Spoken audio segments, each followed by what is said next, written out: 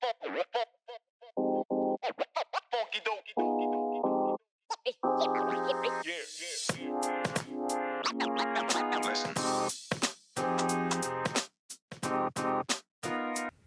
friends, and welcome to the Pressure to Passion podcast, redefining your life after trauma. And I am your host, Miss D May, and today we are talking about living well with myeloma.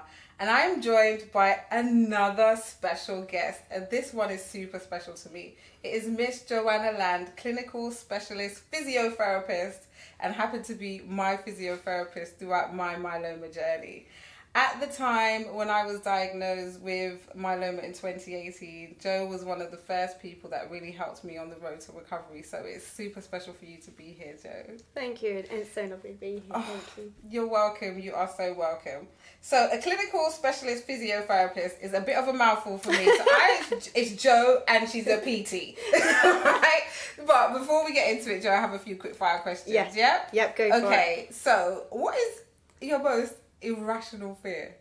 Oh, snakes. Oh, yeah. And also polystyrene. Really? Yeah, polystyrene. If I get a present that's got any polystyrene, my You're not a husband. No, my husband has to take it all out for me. Oh my gosh. Yeah. Where did that come from? I don't know. It's been a while since you were a child. Yeah. Oh, yeah. Since I was a child, that was there. Okay. All right. What are the 3 main things that you could not live without? Ooh. Good food. Yes, foodie of my own heart. Love good food. Obviously my children and husband, and Is it a tough one? One more. I really can't. That's cool. That is okay. No problem, Jo. Food, listen, as long as we got good food in our life, we will live well. Right? We will live well. So, as I mentioned in our intro, I had a diagnosis of multiple myeloma back in 2018.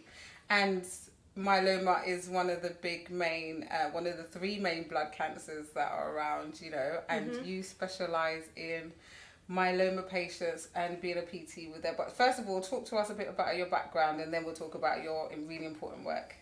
Yeah, so basically, going right back, I guess, it's probably easier to start right from going back. When I was deciding my career choices, I always knew I wanted to help people. It was something I innately wanted to do. And I just loved the human body. And my mum, we're similar ages. I don't know if you had it, like the magazine. And each week you would get a body part. And then you had to build the body. And I'd always been fascinated with the body. So naturally they kind of put you down like a medical or a nursing sort of course. And I went to watch them and I realised these guys sort of save people's lives. But actually I watched a physiotherapist help a lady to walk again after she had had a car accident, and I realised that physio was helping that lady live the life how she wanted to. That's when I said, yes, that's what I want to do. I want to help people live the life that they want. And so I did my physiotherapy degree and I did my band 5 rotations at UCLH. And I did them in oncology, and I just I was really, emotionally torn with that from losing patients. And so I went into a musculoskeletal service and then got very frustrated that there wasn't the evidence behind what we were doing, which I think is really important. And so I wanted to go into a research side of things. And then a research post came up with Professor Young at UCLH. And she was doing one of the first exercise studies for myeloma patients. And I applied and I got the job. And I started recruiting and treating these patients. And something that I really found, I guess, was this sort of common cycle that patients have in myeloma. So going through it is, I noticed that they have fatigue and pain. And we were doing it with patients after they had completed treatment. So these patients were sort of like 10 to 20 months post completing treatment back then. And then what would happen is I would notice they would have this fatigue and pain, but then they'd have a lot of fear, which is understandable because they don't know what they can do. They've been told you've got moth-eaten bones, they may have already had fractures, you've got bones like a 90-year-old and you're like 40, and so they get told quite scary things and they really lack that knowledge of how they can help themselves and what they can do. And what you find is actually we just then don't do anything because there's nothing in place in the standard care to actually help them. And so people don't do anything, and they become more and more deconditioned. Yes. They lose more strength, they get more unfit, and it actually impacts their quality of life. So then they reduce their quality of life because they can't do what they want. They can't go back socialising with their friends, go back to doing their hobbies or going on holiday. And then that just drives that cycle. Yeah. And what I've found really is that exercise broke that cycle, because what it did is it helps people to understand what you can do. You then get them stronger and fitter, and they can go back to what they want to do. And I really saw the benefits of what exercise, which is why I'm really passionate about. I love that because, gosh, I just want to give people some context to, you know, our relationship, you know, because obviously when the diagnosis happened, your world gets shattered, right? And I was always I considered myself really fit before. I was spinning, I was doing insanity workouts, I was horse riding, all these kind of crazy things. And then, bam, somebody tells you you have an incurable cancer. Yeah. And your life just goes, okay, yeah, what are we doing now to try and live my best life? That's really the kind of mode that I went into. Yeah.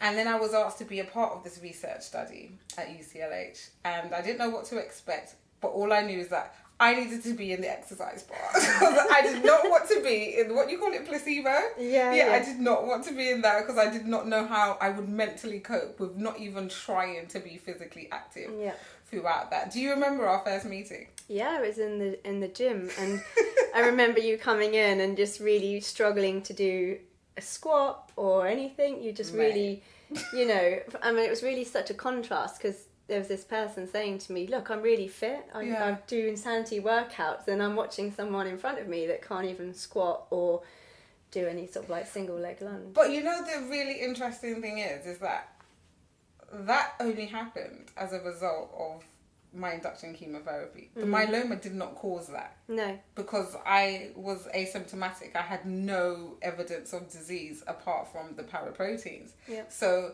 you saying all of that, you know, to me is wild, because that wasn't because of the myeloma. So, gosh, yeah, it brings me back to that time though. It really brings me back. So what was the plan?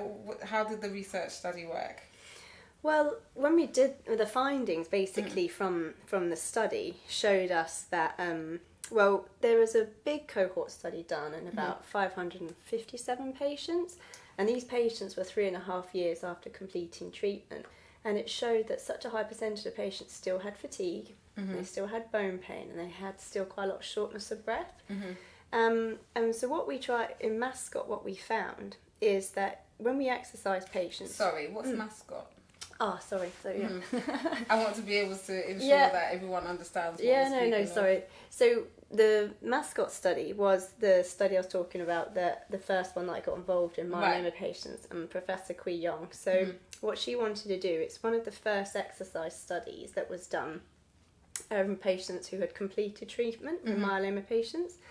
And so what we did is we knew patients were still having these symptoms, like I mentioned, the fatigue and the pain and the shortness of breath.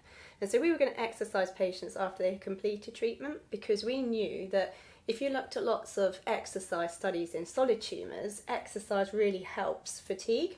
And so, but when you looked at haematological cancers, in about 2019, and bear in mind in solid cancers, hundreds of articles.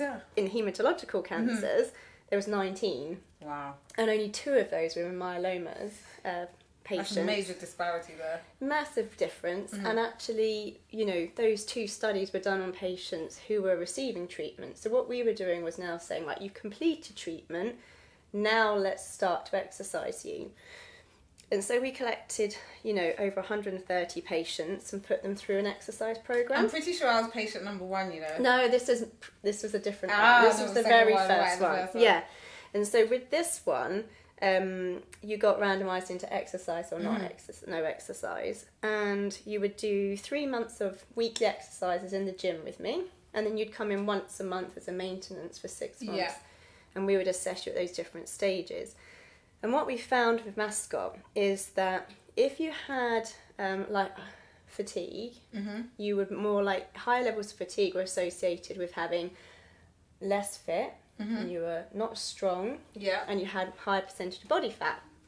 So when we started to get our results showed that we actually got people stronger, we got people fitter, we were quite surprised, and actually, that we hadn't changed people's fatigue at all. But what we did is we then did a bit of a closer inspection and actually found that those with higher levels of fatigue actually did respond well. That's really interesting. But it was only a small number. So that was the problem. And I guess that was in quite contrast to what I was hearing in the interviews. Because actually when I interviewed patients, when they interviewed them and I looked at the results, what it was saying is that we had made life-changing experiences for these patients. Because actually, like I just mentioned, these patients were sort of a year roughly past treatment. And what we did by exercising them is that they could go up the stairs without holding the handrail. They could go back on their walking holidays. They could go back to the Edinburgh Fringe Festival. They could actually get off, rather than needing to get a taxi everywhere, they could start to walk. And those are really important things to people, to give them their independence back, So much is taken from you when you get a diagnosis. So these things are super important, And so the study data was very much at what I was seeing on the ground and what patients were telling us. And that was why, but the thing is that if you consider these patients have been living like this for about a year, that's why my colleague, Dr. Orma McCourt, she wanted to do a study earlier and start to exercise patients before they were going for a transplant, which was the PERCEPT study, which is you were number one. Yes, I like to say that. Did you not notice? I'm number one, baby. You were the number one. No, so this one was researching people. Looking at the data before, during, and after the stem cell transplant, right? Yes. And so, so before we talk about what we did then, I remember us sitting down and we had to have a plan, right? Yeah. We had to have a plan about because I had to have a goal. If you're going to assess me from the beginning, or assess patients, I should say, from the beginning, during and after, there had to be a goal. Joe, do you remember what I tried to set out, what my goals were, my 3-month goal plan? So I can't remember exact order, but I do remember insanity being one. I mentioned horse riding, and I also remember spin. Yes! Going wild in your spin class. The thing is, I'm pretty sure it was either Insanity or Salsa. It was one of the two. Oh, yes, Salsa. I remember that one. I had quite a few goals. You did? But I don't know if you were quite shocked by them. They seemed to be a little bit outlandish and probably not like your regular patients. Yeah, but I loved them. It's when you said you want to do Insanity, and I was like, who wants to do Insanity? For fun. Yeah, for fun. Who wants to do that for fun? But I love that because, again, I was selected to be part of the exercise study, and that was really, really important to me. And I feel that it was very much beneficial to not just my physical state, but my mental state too. Because, again, exercise has been a part of my entire life before myeloma. And the myeloma, I did not want to define the rest of my life. So I had no hesitation in being part of the study. And we've touched a little bit about some of the findings that you had with your previous, with the previous study. And then we're going to talk about some of these findings. But I'm interested to ask you, Joe, because a few years ago now, 2020, I finished treatment. And not long after, I tried to find some data, collect some data about very specific people of colour and data for that, for a project that I was working on. And Joe, I couldn't find any data. And I went to all of the correct places of where the data should be, yet I couldn't find anything. And that is one of the reasons why I do what I do now, because that cannot carry on. There's a reason why we need to have trials and research in all people, because we don't know how medicine and things react in different people. So can you talk to me about how you're collecting data for this, and just about the data collection in general in terms of myeloma? Absolutely, and it's really well known in the community, the myeloma community, that it needs to change. And They did a study in the US, and what they found is that actually black patients were less likely to have a transplant than white patients. And when they started to control for the socioeconomic and also access to a transplant, obviously in America, what they found is that black patients were 37% less likely to have a transplant than white patients. And what the team did at UCLH, so Dr. Rakesh Popat and Dr. Samir Ashir, is they wanted to see in the UK, in a central London hospital, you know, is that still true? And what they found is, unfortunately, it is, you know, that disparity does still exist. And some of the reasons why, proposed why that can be happening is that there's this socioeconomic side of things. There is also, are we providing culturally sensitive information? There's also this trust in healthcare professionals. And we also sort of know that there's this element of comorbidities in terms of if they have more comorbidities, are they less likely to be eligible to go in for a study? So we know there's lots of different reasons, but I would like to think that things are changing now. Absolutely, and there's now a lot more drive in having sort of patient information groups that can really come from lots of different ethnic minorities, so that we can really drive is this information appropriate, and it's also about getting it translated, a lot of this work as well. So there's lots of work, and it's a big drive in the community to now change. Well, first of all, that's so good to hear that there is change happening, because we need change. All of us need to be able to have access to all of the medicines and all of the information that everyone else has. So I'm glad to hear that, Jo, and I'm glad I got it from a professional. This is happening. It is happening. Good. So let's go back to the research study. What is it? Is it got a name? Is it called? Yeah. Okay. So, do you remember I mentioned to you that when we did the mascot study, these were patients who had completed treatment, and we'd noticed that these patients had been living with all these sort of difficulties physically for over a year. And we don't want them to do that. We want to make sure you're living your best life as soon as we can. Living well, exactly.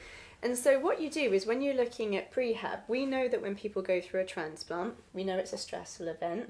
We know that patients, after they've completed treatment, have the fatigue and the pain and the shortness of breath.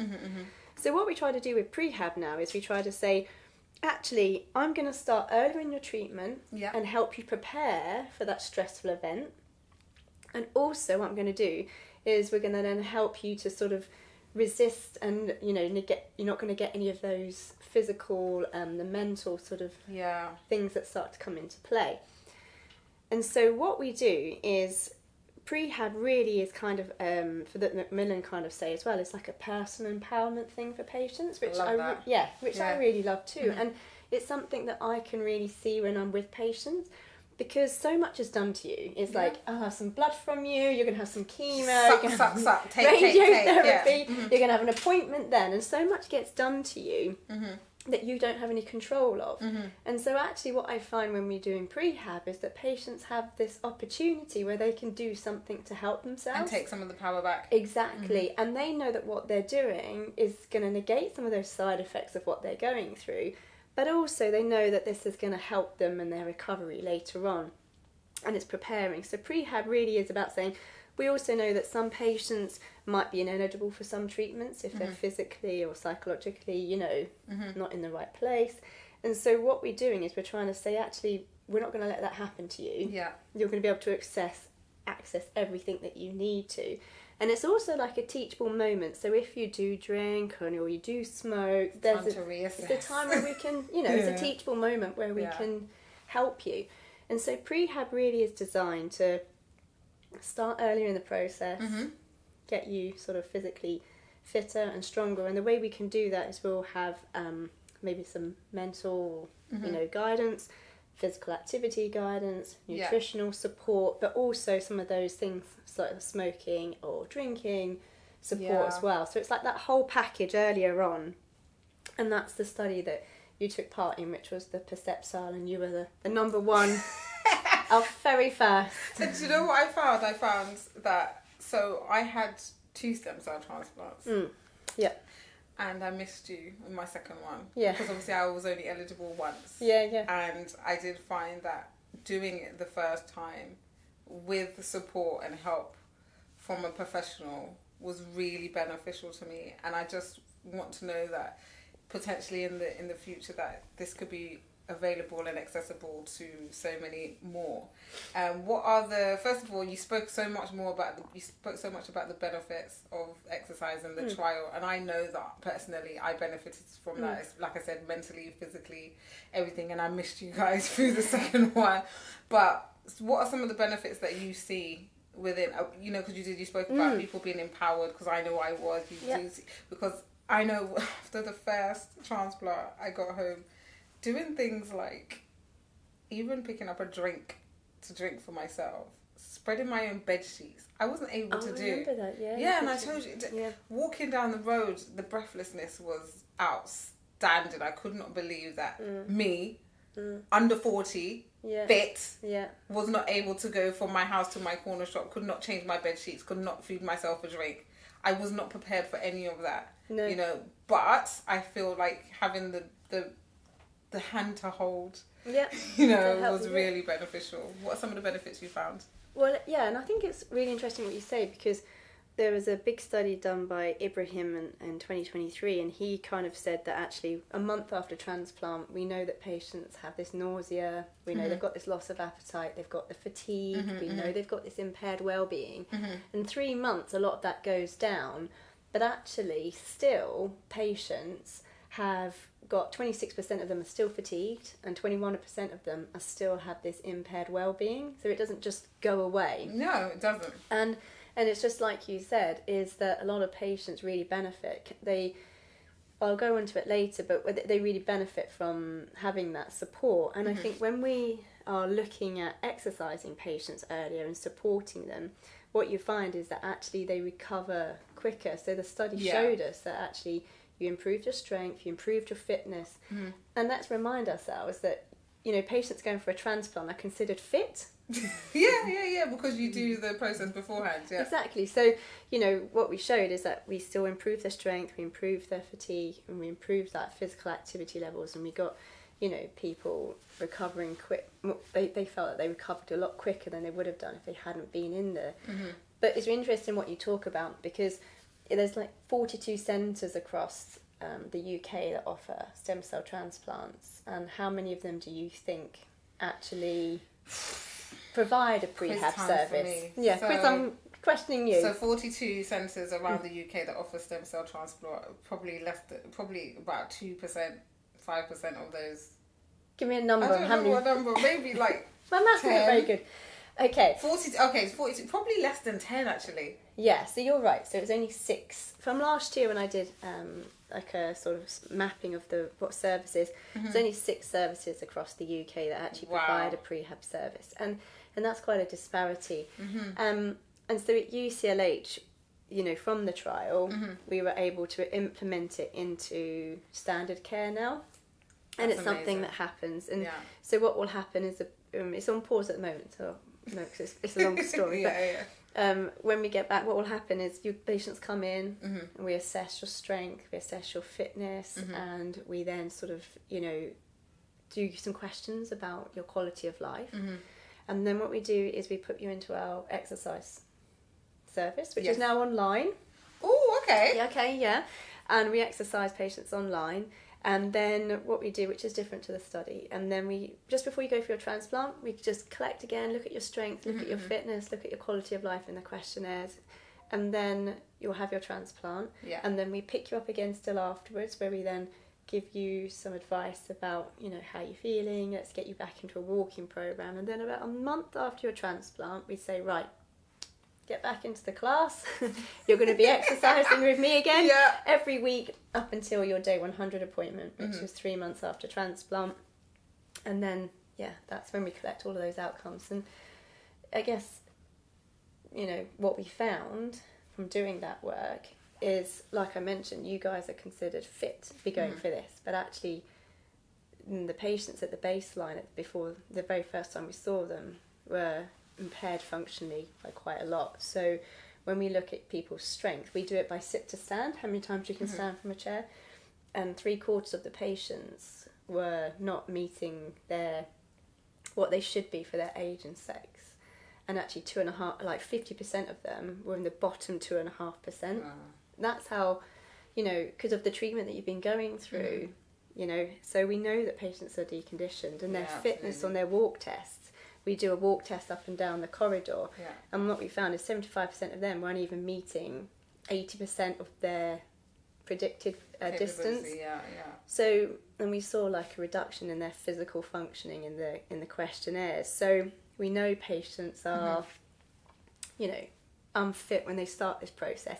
But what we did see is just before the transplant, that significantly improved. So you can see the evidence of the fact that the exercises are really helping before you do the transplant. Okay. And what's nice to see is that they go through that transplant, and as you know, you get hit with, you're not really moving, you're not eating, you're on steroids, you're on all these sorts of things. All of that stuff. Which naturally makes you lose a lot of muscle mass. Yeah. But actually 3 months later, these patients were back up to where they should be, to where they were before their transplant. And so to have that, big event happen, but then still be back up there. That's good. So what are some of the challenges, before we go, what are some of the challenges that you can see that patients have in engaging with the exercise? Do you find them being reluctant, or do you find them really excited to try it? So I'm sure some people have probably never moved their body in lives, so. Yeah, absolutely. And it was really interesting actually, because that's the quantity side, but when we looked at interviewing and giving patients sort of questionnaires, 94% of patients actually wanted to take part, and 12% of them were exercising independently. But it's quite a lot of people wanting to do something. And the thing is that actually 96% found that the exercises were the right intensity, because you can lose people if they're too hard or too easy. So that was good. Then we knew that we do an education session now with patients, very much for the reason that you just mentioned earlier about when you went through it, that in some ways people still weren't understanding what the stem cell transplant is, what to bring in, what happens in admission, what happens when you get discharged home, how long does that recovery take.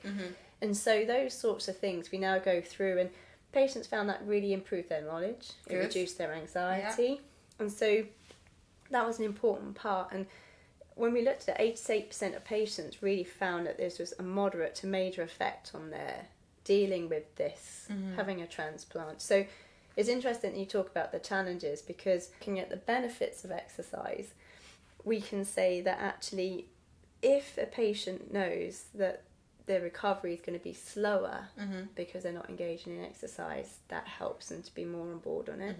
We also know that by the benefits of exercise and telling them, well, actually physically and mentally, we know that it's beneficial for you. Absolutely. We know it helps with some of the side effects from the treatment. And so that, as long as they have also got the support, so one of the big things that I have found through the qualitative studies and what patients have reported is that knowing that they've got a healthcare professional, I think this is important for myeloma patients, that they can push themselves in a safe environment is really important for myeloma patients. Someone who's got an understanding of what they've got. And also having access to gyms or access to facilities which are close to home, low cost, lots of flexibility. Making it easy for people to access, basically. Exactly. And also healthcare professional endorsement. But we know a patient won't just exercise if I turn around and said... Depends on your mentality. Depends on who you are. You had an easy job with me. But it's true. We know the benefits of exercise for myeloma patients, but some of the challenges that patients will then, these other things I've just mentioned, have to outweigh the challenges. And so the challenges that a myeloma patient might start to experience is, the side effects from treatment, if they've had fractures. The other things they'll find is that not having that endorsement from other people, and also like the things we mentioned, environment is, if it's not very... If it's not good weather... all of that plays a part. Plays a big part, and we know that does for myeloma patients engaging in exercise. Jo, this has been so insightful, and I know that everybody listening has gained some knowledge about what it is that you do, but I want to talk about the future plans. What is happening with this? Because you said only six hospitals even give this to people. What are the plans for it to be rolled out nationally? Yeah, so I think In terms of prehab, I think more and more patients and more services are starting to get, funding and commissioning for that. And I think that's patients and healthcare professionals really saying that this is what we want. Yeah. Lots of, demand. But I think where actually I'm interested in looking at is I think with myeloma patients, you need different things at different points. So if we think about when you're going through transplant, you need something different to once you've completed treatment. And where my niche now is really what I found in looking at when I've worked on all these different studies, is that patients who have a spinal brace because they've had a fracture, they tend to have a lot more complexity, a lot more pain, a lot more physical functioning deficits and things. So my area now, I won a fellowship with RM Partners. Thank you. And what that's doing now is actually, there's no research for these patients. There's absolutely nothing out there to say what happens to patients when they wear a spinal brace, what happens to myeloma patients who have fractures in their spine. And so what I'm doing now is I'm collecting observational data on these patients and seeing what will happen. And the aim for the second part, which is what I'm doing now, is to try and build an intervention for patients. For them. So I'm really keen to have, if there's any spinal myeloma patients out there that want to be involved. I might know of you. That are keen to get involved in, because when we're developing an intervention, we're really keen to make sure that, like we've mentioned earlier, that it addresses all of the different, people that are going to be involved in this.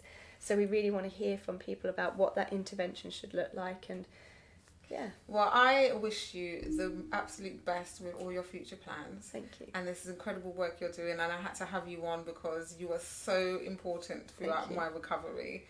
And you may or may not know that, but I just wanted to have you on here so we could, share all your amazing work. But before you go, Jo, I am making the Pressure to Passion playlist. Oh gosh, that's a mouthful again. Pressure to Passion playlist.